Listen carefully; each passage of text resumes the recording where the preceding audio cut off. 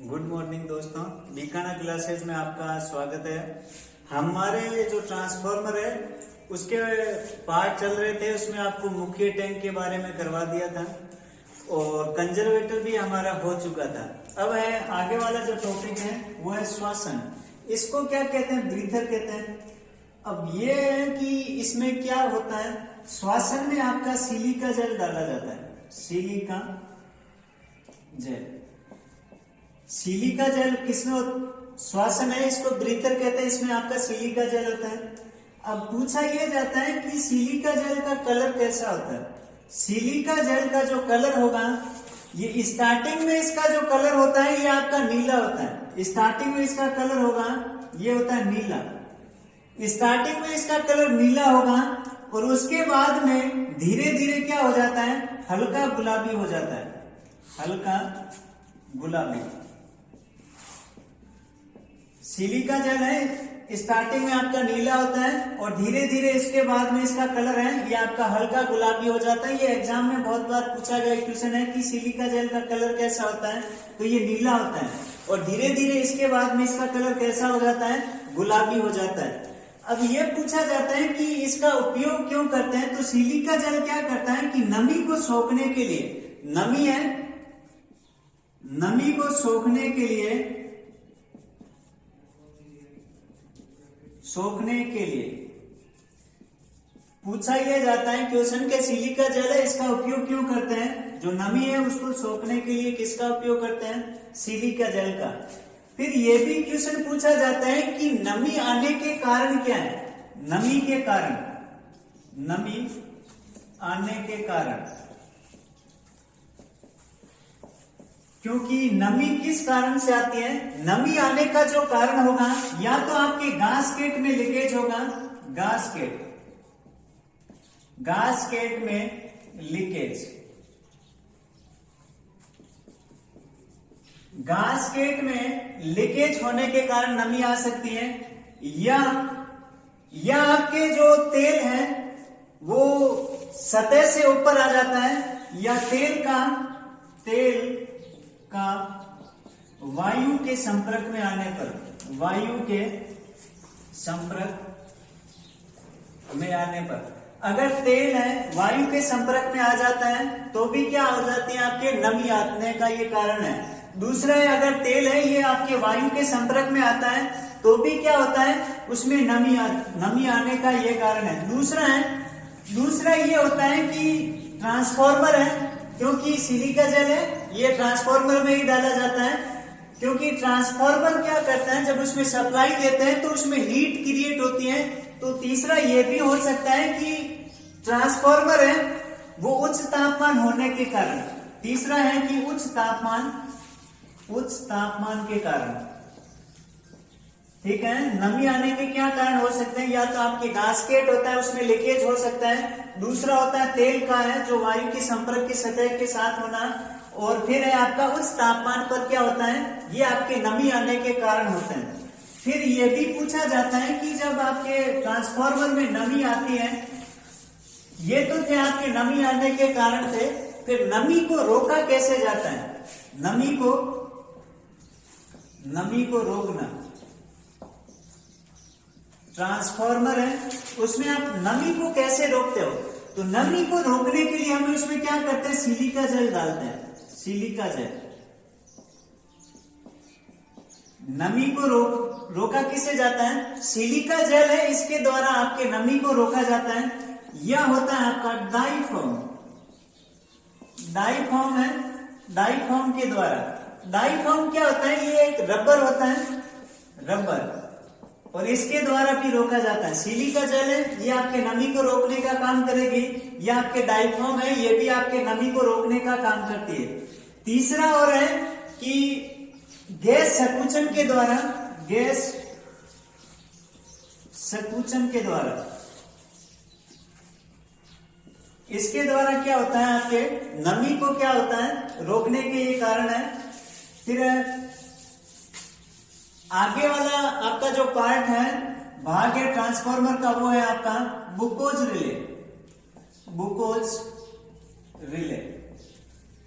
अब Buchholz relay है, इसका यूज क्यों करते हैं? क्योंकि ये एक सुरक्षा युक्ति की तरह ट्रांसफार्मर में कार्य करते हैं। तो पहली बात है, ये बुकोज रिले एक सुरक्षा युक्ति होती है, एक सुरक्षा युक्ति है। बुकोज रिले क्या है? बुकोज रिले आपकी एक सुरक्षा युक्ति है। फिर यह भी क्वेश्चन पूछा जाता है कि बुकोज रिले ये काम पे लगा होता है, तो बुकोज रिले को कंजर्वेटर टैंक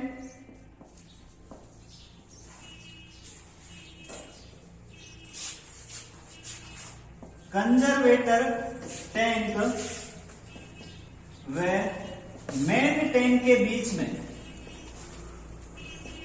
मेन टैंक के बीच में लगी होती है। बुकोज रिले कहां पे लगाते हैं? एक तो होता है आपका कंजर्वेटर टैंक होता है। कंजर्वेटर टैंक कहां पे होता है? आपका जो ट्रांसफार्मर होता है उसमें जो ऊपर वाला जो पार्ट होता है, जो एक ड्रम के आकार का होता है, उसको हम क्या कहते हैं? कंजर्वेटर टैंक कहते हैं। और ये आपका बुकोज रिले है, कंजर्वेटर टैंक और आपका जो मेन टैंक होगा ट्रांसफार्मर का, उसके बीच में लगा होता है। क्योंकि मेन टैंक के अंदर आपके ट्रांसफार्मर है, उसका ऑयल वगैरह भरा रहता है, जो आपको पहले आगे जो पहले एक वीडियो अपलोड किया था उसमें आपको ये बता दिया था कि मेन टैंक है, ये क्या होता है। फिर है आपकी जो बुकोज रिले है, ये किस सिद्धांत पर कार्य करती है? तो बुकोज रिले आपके गैस दाब के सिद्धांत पर, गैस दाब के सिद्धांत पर। बुकोज रिले किस सिद्धांत पर कार्य करते हैं? बुकोज रिले गैस दाब के सिद्धांत पर कार्य करते हैं।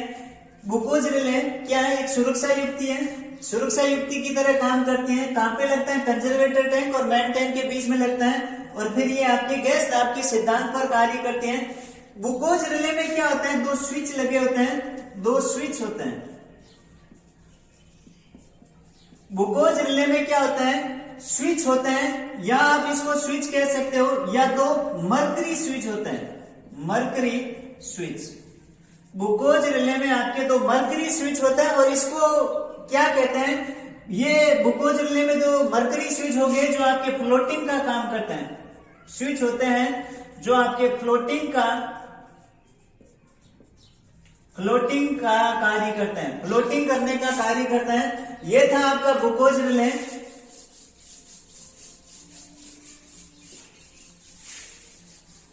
फिर है आपका एक्सप्लोजन वॉल्व।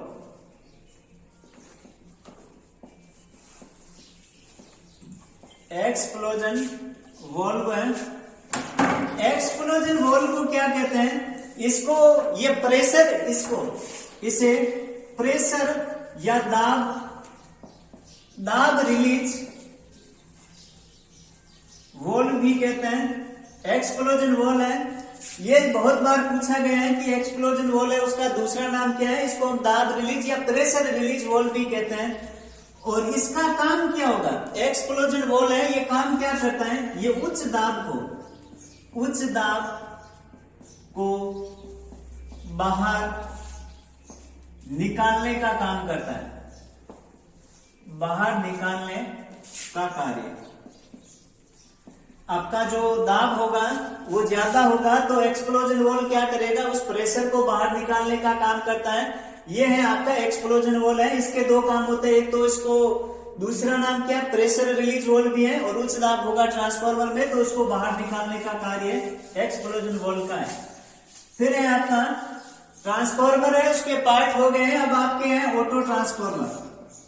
ऑटो ट्रांसफार्मर है, ऑटो ट्रांसफार्मर है। इससे बहुत ज्यादा क्वेश्चन पूछे जाते हैं। ये पूछा जाता है कि ये किस सिद्धांत पर कार्य करता है। पहला है कि सिद्धांत है, ऑटो ट्रांसफार्मर किस सिद्धांत पर कार्य करता है? तो ऑटो ट्रांसफार्मर का जो सिद्धांत है कि ये स्वयं प्रेरण के सिद्धांत पर या सेल्फ इंडक्टेंस के सिद्धांत पर कार्य करता है। स्वयं प्रेरण के सिद्धांत पर। ऑटो ट्रांसफार्मर किस सिद्धांत पर कार्य करेगा?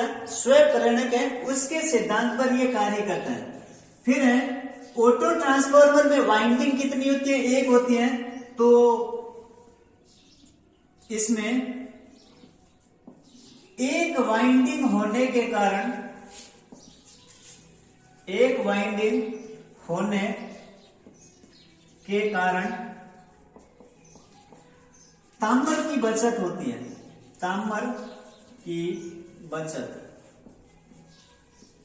एक वाइंडिंग होती है ऑटो ट्रांसफार्मर में, तो किसकी बचत होगी? तांबर की होगी। क्यों होगी? क्योंकि वाइंडिंग एक है। क्योंकि ट्रांसफार्मर में क्या होते हैं, आपके दो वाइंडिंग होती है, एक तो प्राइमरी होती है, दूसरी सेकेंडरी होती है। तो दो वाइंडिंग होती है तो उसमें ज्यादा तांबर की आवश्यकता होती है।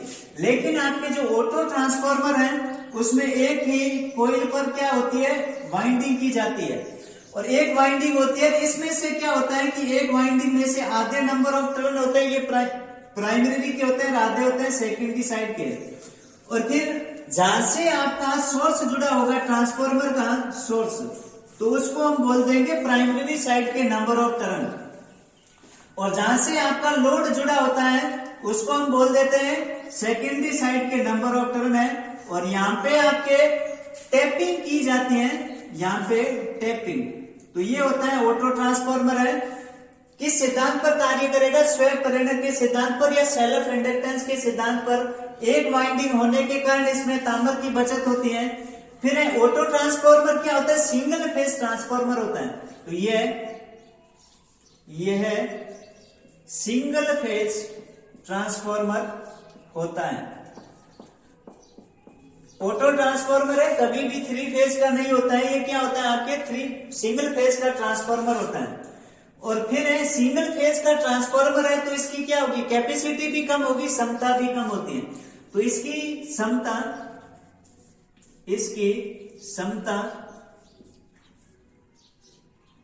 कम होती है। ऑटो ट्रांसफार्मर की क्या होती है? क्षमता भी कम होती है। तो आप इसको यह भी बोल सकते हो कि इसको कम क्षमता के लिए भी यूज में लेते हैं, कम क्षमता के लिए यूज में लेते हैं, या इसकी क्षमता भी क्या होती है? कम होती है।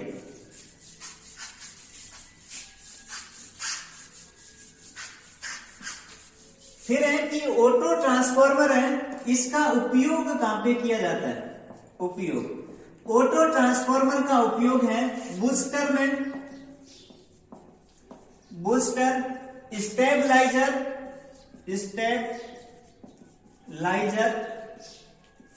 बूस्टर में, स्टेबलाइजर में, और मोटर की गति नियंत्रण में। मोटर की गति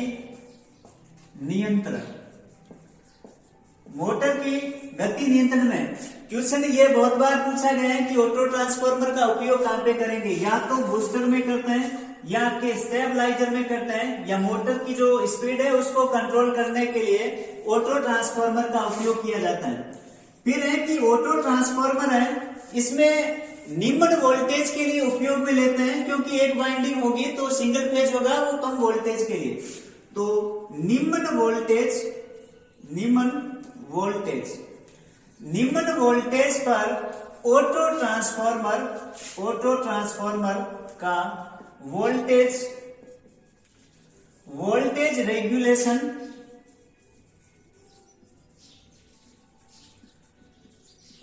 रेगुलेशन उच्च होता है। अगर वोल्टेज कैसा है? निम्न है, तो इसका वोल्टेज रेगुलेशन क्या होगा? ऑटो ट्रांसफार्मर का उच्च होता है। फिर है कि इसमें वाइंडिंग कितनी होती है? एक वाइंडिंग होती है। तो एक वाइंडिंग होने के कारण क्या होगा?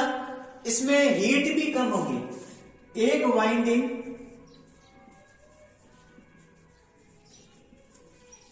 वाइंडिंग होने के कारण हीट कम होती है, क्योंकि वाइंडिंग एक होती है। वाइंडिंग में जब सप्लाई देते हैं तो सिंगल फेज का होता है, वाइंडिंग एक होगी तो आपका हीट कम क्रिएट होती है बाकी ट्रांसफार्मर की तुलना में।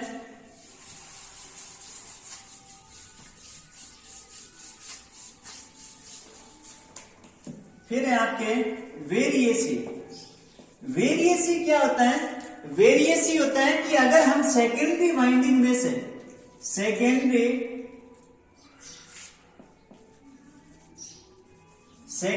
वाइंडिंग में से 5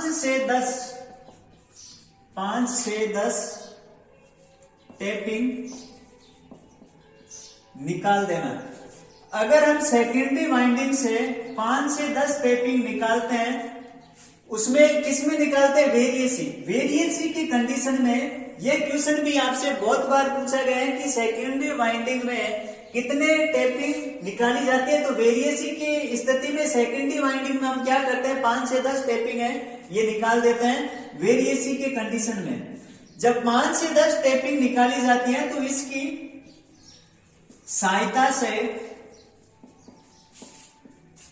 सहायता से सेकेंडरी वोल्टेज को कम या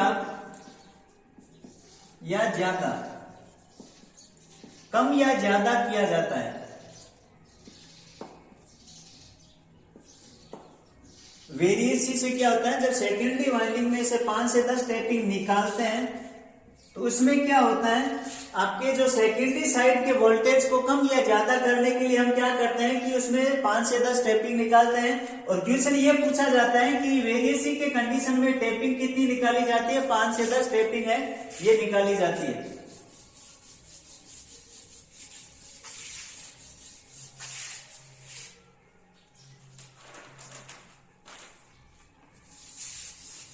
फिर है क्लिप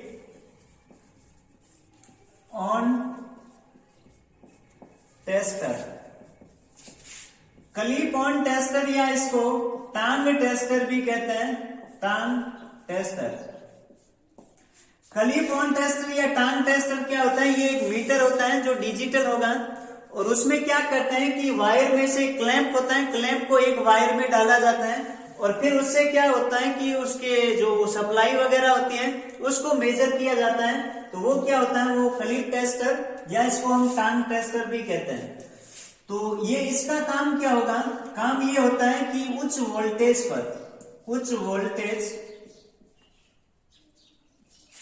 वोल्टेज लाइन में धारा का मापन करना। क्लिप ऑन टेस्टर या टांग टेस्टर क्या करेगा? उस वोल्टेज लाइन है उसमें धारा को मापन करेगा। ये आपके जो चलती है सप्लाई जब रेगुलर चलती है उस कंडीशन में ये धारा को मापन करता है। तो इसमें क्या करता है? मीटर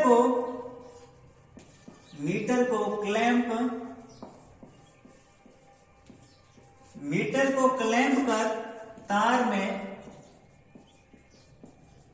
लगा दिया जाता है।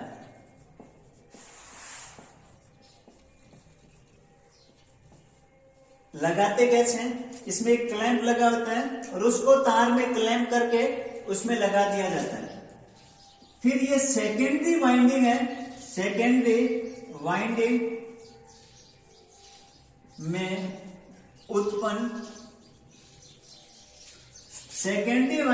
उत्पन्न विद्युत धारा को एमीटर के द्वारा मापा जाता है। एमीटर के द्वारा मापा जाता है। सेकेंडरी वाइंडिंग में जो उत्पन्न विद्युत धारा होती है उसको किससे मापते हैं? एमीटर से मापते हैं। ठीक है। फिर है क्लिप या टांग टेस्टर है। ये आपके डीसी सप्लाई पर कार्य नहीं करता है। डीसी पर कार्य नहीं करता है। तो आपके क्लिप ऑन टेस्टर या टांग टेस्टर में इतना ही था कि उच्च वोल्टेज लाइन में चलती हुई धारा को मापन करता है और मीटर को क्लैंप कर तार में लगाया जाता है और सेकेंडरी वाइंडिंग में जो उत्पन्न वोल्टेज होगा उसको एमीटर के द्वारा मापा जाता है। और क्लिप ऑन टेस्टर या टांग टेस्टर है ये आपके डीसी सप्लाई पर है, काम नहीं करता है। फिर यह भी पूछा जाता है कि क्लिप ऑन टेस्टर या टांग टेस्टर है इसका उपयोग कहां पे करते हैं? इसका उपयोग, तो इसका हम उपयोग है वो कहां पे करते हैं? तो क्लिप ऑन टेस्टर या टांग टेस्टर का जो उपयोग है ये वेल्डिंग जनरेटर में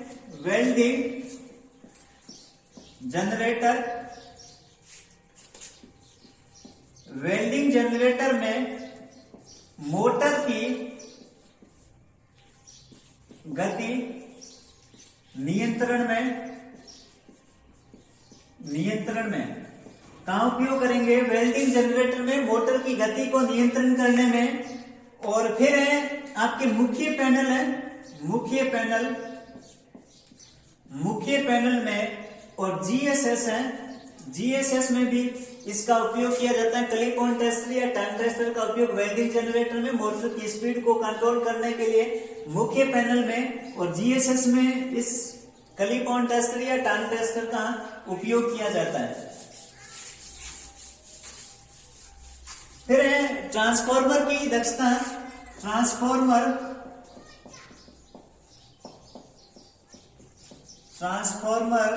की दक्षता क्या होती है? इसको हम बीटा से प्रदर्शित किया जाता है। दक्षता ज्ञात करने का जो सूत्र होता है, नीटा इक्वल टू होता है कि आपकी आउटपुट पावर बटा इनपुट पावर, आउटपुट बटा इनपुट इंटू 100, ये भी आपके दक्षता को ज्ञात करने का सूत्र होता है कभी कभार। और ये भी दक्षता ज्ञात करने का ही सूत्र है। ये भी पूछ सकता है कि आपकी जो आउटपुट पावर है, आउटपुट पावर अपॉन में आउटपुट प्लस लॉसेस इंटू 100, ये भी आपके दक्षता को ज्ञात करने का ही सूत्र है। तीसरा ये भी दक्षता को ज्ञात करने का सूत्र है, ये होता है नीटा equal two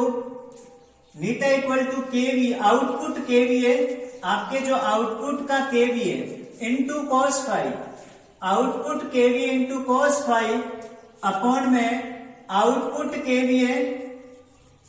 output KVA cos phi. फिर है प्लस में आयरन लॉसेस और copper losses plus iron losses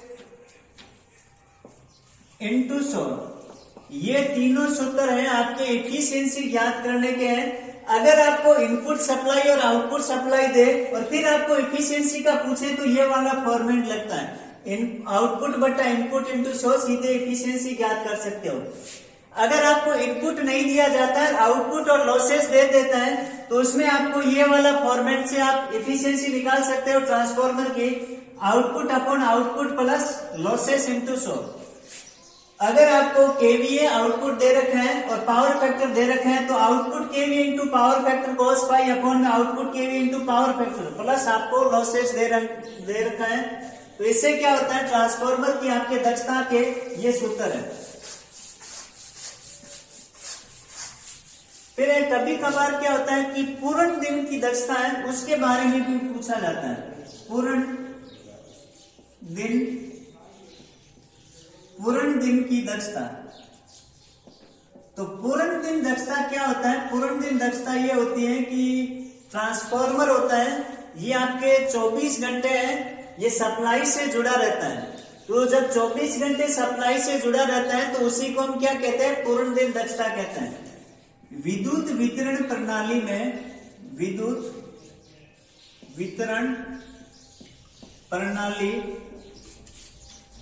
में प्रयोग किए गए ट्रांसफॉर्मर की 24 घंटे की औसत दक्षता, 24 घंटे की औसत दक्षता को पूर्ण दिन दक्षता कहते हैं।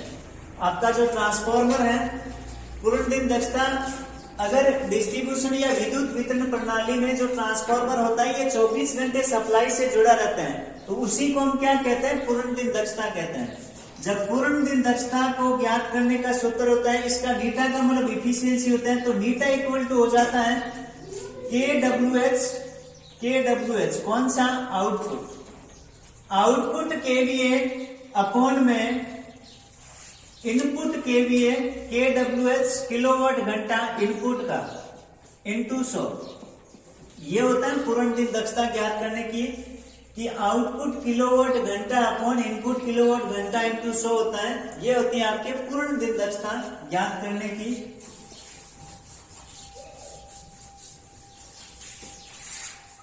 फिर है कि ट्रांसफार्मर की जो रेटिंग है वो किस में लेते हैं, तो ट्रांसफार्मर की जो रेटिंग होती है, रेटिंग है ये आपके केवीए में ट्रांसफार्मर की रेटिंग केवीए या एमवीए में ली जाती है।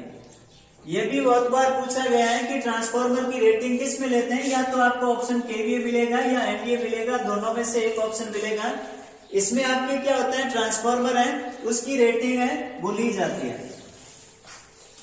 फिर है ट्रांसफार्मर है जो कार्य करता है। एक तो ट्रांसफार्मर है शून्य लोड पर कार्य करता है, दूसरा पूर्ण लोड पर भी कार्य करता है। तो बात करते हैं शून्य लोड पर, शून्य लोड पर ट्रांसफार्मर का कार्य। शून्य लोड पर, शून्य का मतलब है जीरो लोड है, उस कंडीशन में, उस स्थिति में आपका ट्रांसफार्मर कार्य करता है। शून्य लोड का मतलब है, शून्य लोड का मतलब लोड नहीं जुड़ा हुआ है, लोड नहीं जुड़ा है। शून्य लोड का मतलब क्या है, लोड नहीं जुड़ा है। अगर आपका लोड नहीं जुड़ा हुआ है, ट्रांसफार्मर में क्या लोड नहीं जुड़ा है, तो लोड नहीं जुड़ा है तो इसको हम क्या कह सकते हैं, इसको हम ओपन सर्किट परीक्षण भी कह सकते हैं, ओपन सर्किट परीक्षण भी कहते हैं। क्योंकि नो लोड का मतलब हुआ कि ट्रांसफार्मर का लोड नहीं जुड़ा हुआ है। जब ट्रांसफार्मर का लोड नहीं जुड़ा हुआ है तो उसको हम क्या कह देंगे, ओपन सर्किट परीक्षण भी कह सकते हैं। और नो लोड की कंडीशन में क्या होता है कि ट्रांसफार्मर की जो सेकेंडरी वाइंडिंग है, सेकेंडरी साइड को या सेकेंडरी वाइंडिंग है, सेकेंडरी वाइंडिंग को ओपन किया जाता है, ओपन करते हैं।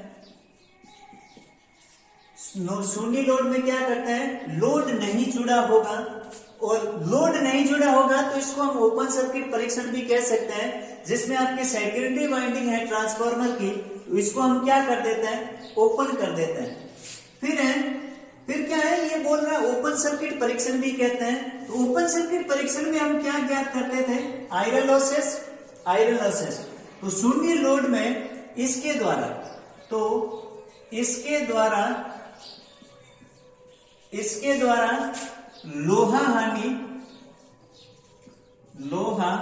हानि ज्ञात की जाती है। शून्य लोड में कौन सी हानि ज्ञात करते हैं, लोहा हानि ज्ञात करते हैं। लोहा हानि है वो इसके द्वारा ज्ञात की जाती है। फिर लोहा हानि ज्ञात करते हैं तो इसमें 2 से 3%, इसमें 2 से 3% इनपुट सप्लाई प्रदान की जाती है।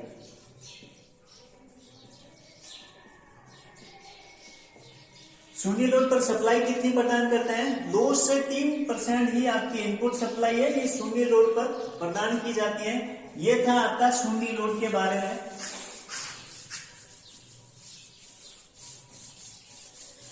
फिर है शून्य लोड, फिर बात करेंगे पूर्ण लोड पर। पूर्ण लोड पर ट्रांसफार्मर का कार्य।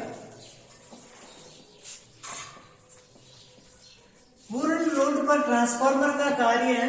पूर्ण लोड का मतलब है इसमें आपकी सप्लाई है वो तो जुड़ेगी, लेकिन पूर्ण लोड का मतलब ये हुआ कि सेकेंडरी वाइंडिंग को, सेकेंडरी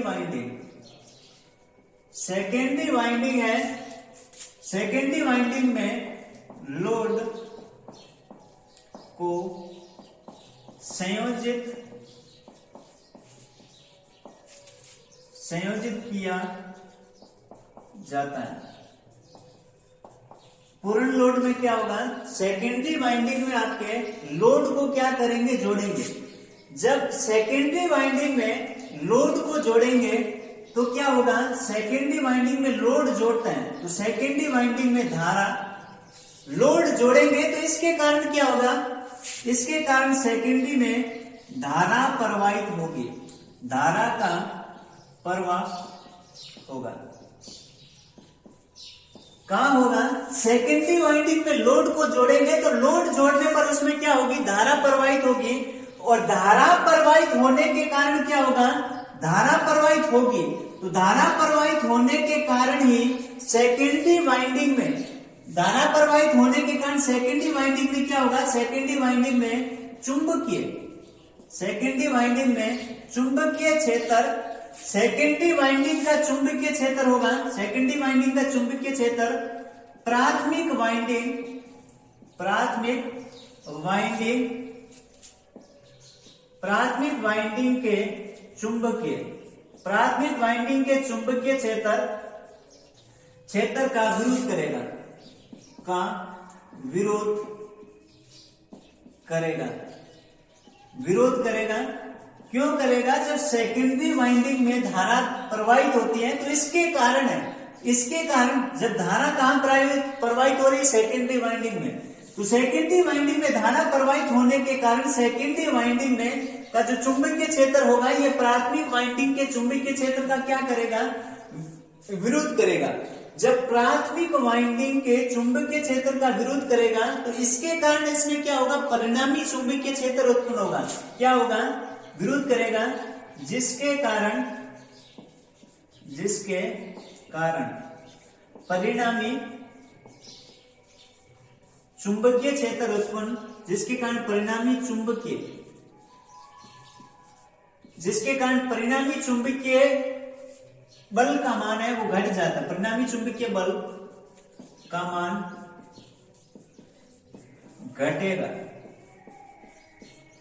क्यों, क्योंकि सेकेंडरी वाइंडिंग है उसको लोड से संयोजित किया जाता है, लोड को जोड़ दिया जाता है तो क्या होगा, उसमें धारा प्रवाहित होगी, और धारा प्रवाहित होने के कारण सेकेंडरी वाइंडिंग में चुंबकीय क्षेत्र होगा जो प्राथमिक वाइंडिंग के चुंबकीय क्षेत्र का विरोध करेगा, और विरोध करने के कारण क्या होगा कि परिणामी चुंबकीय बल है उसका मान है ये घट जाता है, किसमें, आपके पूर्ण लोड की कंडीशन में ये घट जाता है, और ये विरोध करेगा। विरोध करने के बाद में क्या होगा कि इसमें फिर होगा, इसमें प्राथमिक वाइंडिंग या प्राइमरी, इसमें प्राइमरी वाइंडिंग में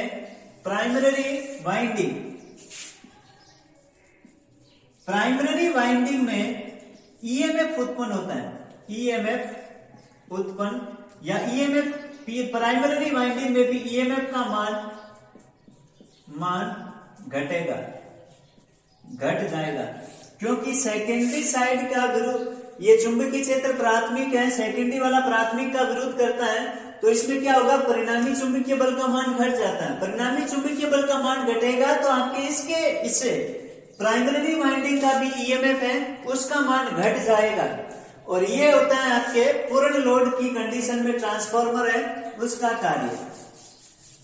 फिर है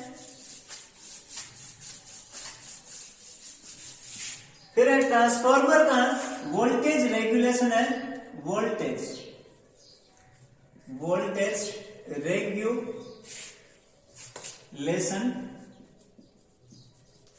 ट्रांसफार्मर चल रहा है तो ट्रांसफार्मर का ही वोल्टेज रेगुलेशन है, तो वोल्टेज रेगुलेशन क्या होगा, प्रतिशत VR बराबर होगा कि no load voltage minus full load voltage upon में फुल लोड वोल्टेज इनटू 100 होता है। ट्रांसफार्मर का वोल्टेज रेगुलेशन ज्ञात करने का जो फॉर्मूला होता है कि no load voltage minus full load voltage upon full load into 100 होता है, और इसको आप ऐसे भी लिख सकते हो, लिखिए एक लाइन है, नो लोड वोल्टेज या full load voltage, no load voltage या फुल लोड वोल्टेज में अंतर या फुल लोड वोल्टेज के साथ अनुपात को क्या कहते हैं, वोल्टेज रेगुलेशन कहते हैं, और ये इसका फॉर्मूला है। ये डायरेक्ट फॉर्मूला बहुत बार एग्जाम के अंदर पूछा गया है कि ट्रांसफार्मर है उसके वोल्टेज रेगुलेशन का फॉर्मूला है वो क्या है। फिर है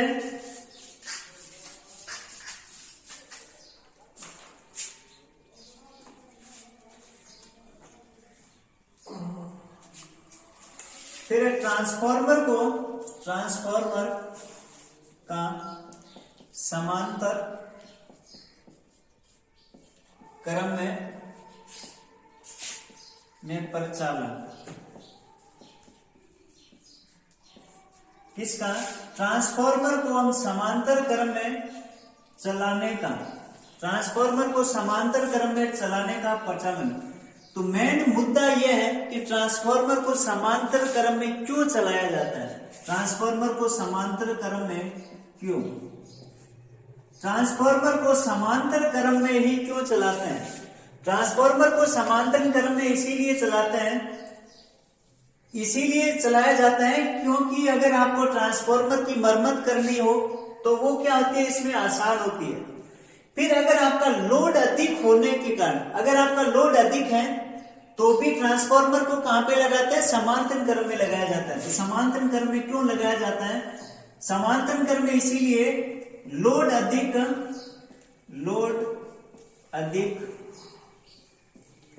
होने के कारण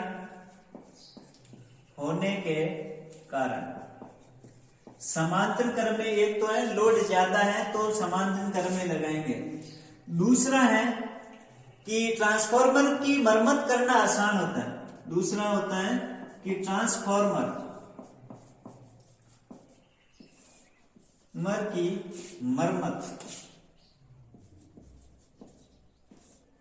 मरम्मत आसान, या मरम्मत करना, ट्रांसफार्मर की मरम्मत वगैरह करनी आसान होती है, इसीलिए क्या करते हैं? समांतर क्रम में जोड़ते हैं। अब समांतर क्रम में जोड़ते हैं, लेकिन समांतर क्रम में जोड़ने की शर्तें होती है।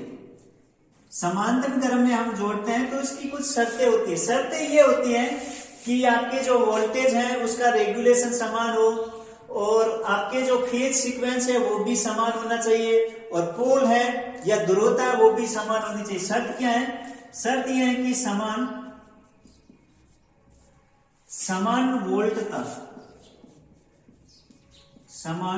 वोल्टता अनुपात। दूसरी शर्त यह है कि फेज क्रम समान हो,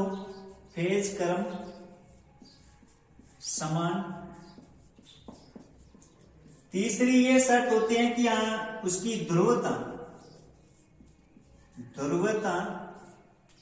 समान, और चौथी ये शर्त होती है कि इंपीडेंस बोले तो प्रति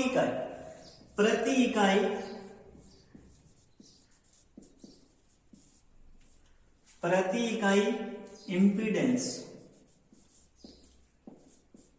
इंपीडेंस है, ये समान होना चाहिए। प्रति इकाई का मतलब हो गया XL/R है, ये भी आपका क्या होना चाहिए? समान होना चाहिए। आज आपका ट्रांसफार्मर चल रहा था और ट्रांसफार्मर चैप्टर है वो कंप्लीट हो चुका है, और अभी आपके राजस्थान में JBVNL मतलब डिस्कॉम में, इलेक्ट्रिसिटी डिस्कॉम में वैकेंसी आने वाली है हेल्पर की, और DMRC, DRDO, इसरो सभी के लिए टेक्निकल हेल्पर की जो बच्चे तैयारी करते हैं उनके लिए ये सेशन बहुत ही मोस्ट है। और इसीलिए चैनल को सब्सक्राइब और लाइक करें, क्योंकि ये ट्रांसफार्मर वाला आपका टॉपिक कंप्लीट हो चुका है, और बाकी जितने भी जो टॉपिक हैं, चाहे हेल्पर हो या DMRC हो, चाहे इसरो